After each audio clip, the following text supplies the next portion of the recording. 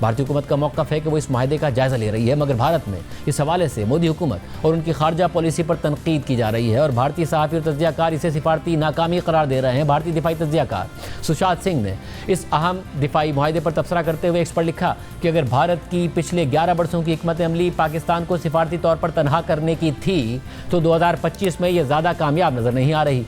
चीन और अमरीका के बाद अब सऊदी अरब। सुशांत सिंह ने एक और पोस्ट में लिखा कि यह भारत के लिए किसी भी सूरत में अच्छी खबर नहीं हो सकती, चाहे अमली हालात जैसे भी हों।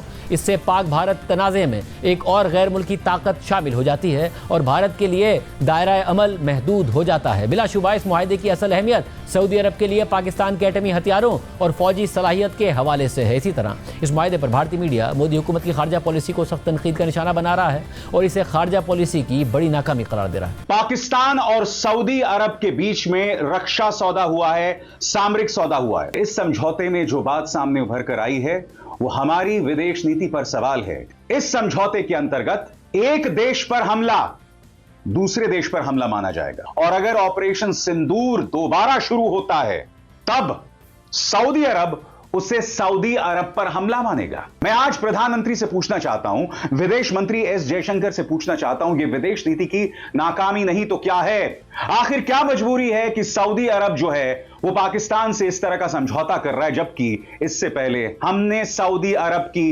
कई वाजिब और गैर वाजिब चीजों में मदद की है। भारत के दुश्मन पाकिस्तान की सबसे बड़ी लॉटरी लग चुकी है।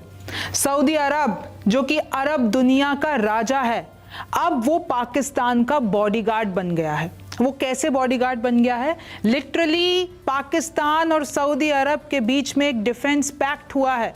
ये बात की गई है कि अगर पाकिस्तान पर हमला होता है तो सऊदी अरब मानेगा कि उस पर हमला हुआ है, तो सऊदी अरब की सेना भी जो है वो पाकिस्तान के लिए लड़ेगी। ये दोनों साथ में लड़ेंगे। अगर भारत पाकिस्तान पर हमला करता है तो वो सिर्फ पाकिस्तान पे हमला नहीं माना जाएगा, वो साथ में सऊदी अरब पे भी हमला माना जाएगा। मोदी सरकार इसको डाउन प्ले कर रही है, ऐसे जता रही कि जैसे कोई बड़ी बात ना हुई हो। हकीकत ये है कि ये एक बड़ा झटका है भारतीय डिप्लोमेसी के लिए, भारतीय फॉरेन पॉलिसी के लिए। इसका मतलब ये है कि पाकिस्तान के साथ अगर भारत की भिड़ंत होती है तो सऊदी अरब फिर किनारे खड़े होकर देखता रहेगा, ऐसा नहीं होगा। वो भी पाकिस्तान के साथ आ जाएगा। पाकिस्तान ने चीन के साथ अपनी बहुत अच्छी साझेदारी कर रखी है सुरक्षा के मामले में और आर्थिक स्तर पर भी। डोनाल्ड ट्रंप कितने मेहरबान हैं हम ये लगातार देख ही रहे हैं, पूरी तरह से मेहरबानी उन पर बरसा रहे हैं। पाकिस्तान ने अपने चारों तरफ एक सुरक्षा कवच निर्मित कर लिया है, एक ऐसा डिटरेंस खड़ा कर लिया है जिसमें भारत के लिए अब आसान नहीं होगा कि आपने तय कर लिया और ऑपरेशन सिंदूर कर दिया।